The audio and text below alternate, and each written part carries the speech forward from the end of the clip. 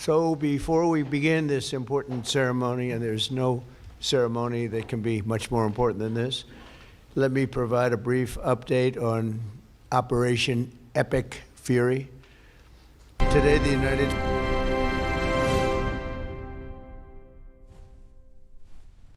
United States military continues to carry out large-scale combat operations in Iran to eliminate the grave threats posed to America by this terrible terrorist regime. Following our obliteration of Iran's nuclear program in Operation Midnight Hammer a short while ago, we warned Iran not to make any attempt to rebuild at a different location because they were unable to use the ones that we so powerfully blew up. But they ignored those warnings and refused to cease their pursuit of nuclear weapons. In addition, the regime's conventional ballistic missile program was growing rapidly and dramatically, and this posed a very clear, colossal threat to America and our forces stationed overseas. The regime already had missiles capable of hitting Europe and our bases, both local and overseas, and would soon have had missiles capable of reaching our beautiful America. The purpose of this fast-growing missile program was to shield their nuclear weapon development and make it extraordinarily difficult for anyone to stop them from making these highly forbidden by us nuclear weapons. We were the ones that were complaining. We were the ones that wanted it stopped. But everybody was behind us. They just didn't have the courage to say so.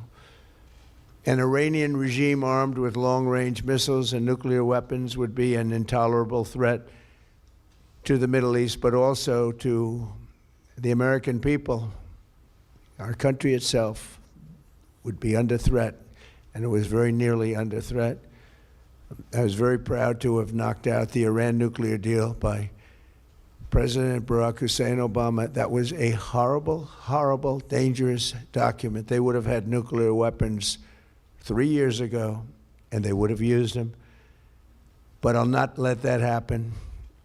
For almost 47 years, this regime has been attacking the United States and killing Americans. Every time you see someone with missing arms and legs or a face that's been absolutely shattered violently, it was almost certainly caused by an Iran roadside bomb.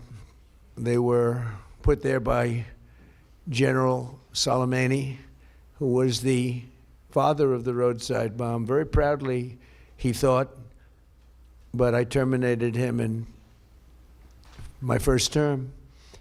This was our last best chance to strike what we're doing right now and eliminate the intolerable threats posed by this sick and sinister regime. And they are indeed sick and sinister. Our objectives are clear. First, we're destroying Iran's missile capabilities, and you see that happening on an hourly basis, and their capacity to produce brand new ones, and pretty good ones they make. Second, we're annihilating their Navy. We've knocked out already 10 ships.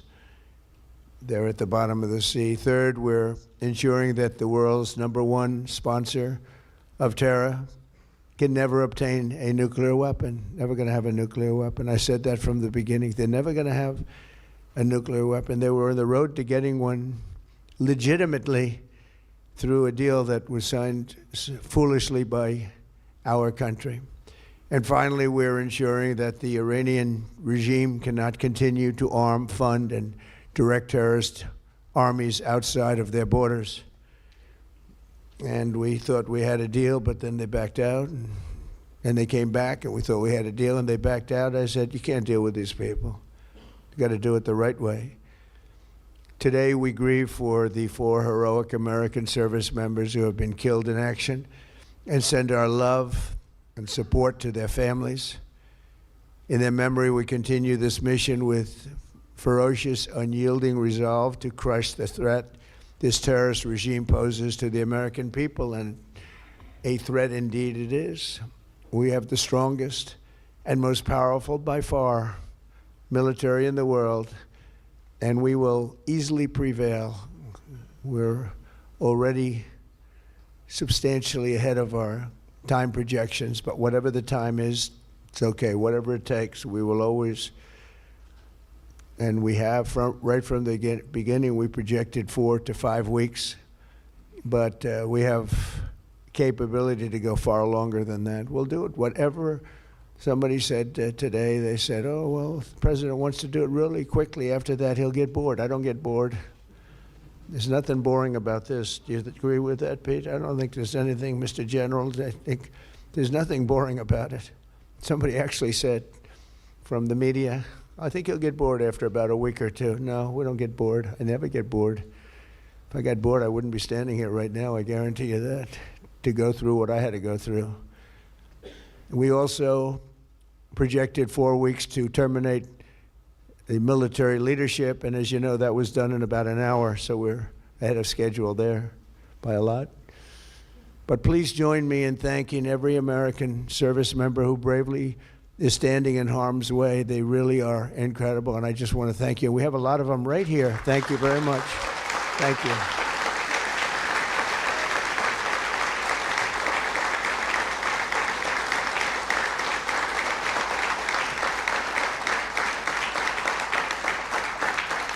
Thank you, everybody. We have a lot of great service members here with us, too, in this beautiful building. Isn't it beautiful?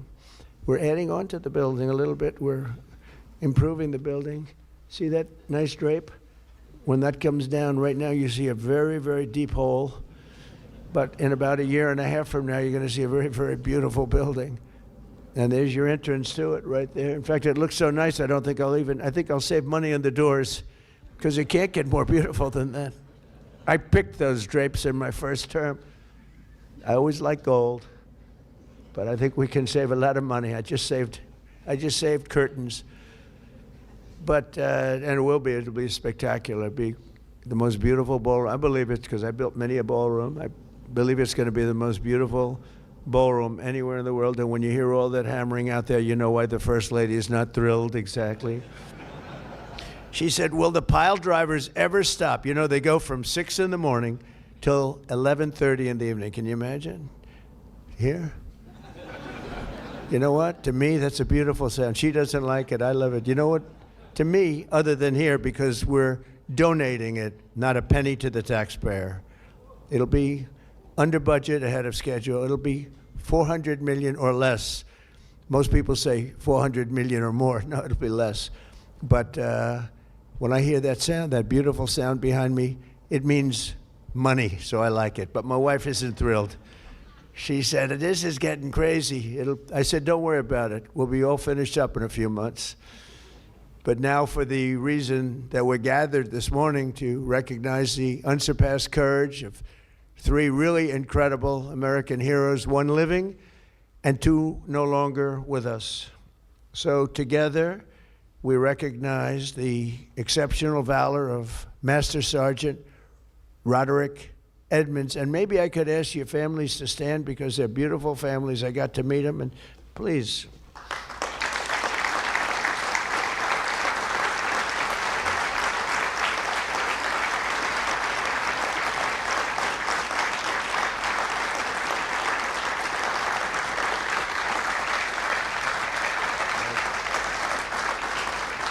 So Staff Sergeant Michael Ollis and Command Sergeant Major Terry Richardson, as they receive our nation's highest military award, the Congressional Medal of Honor.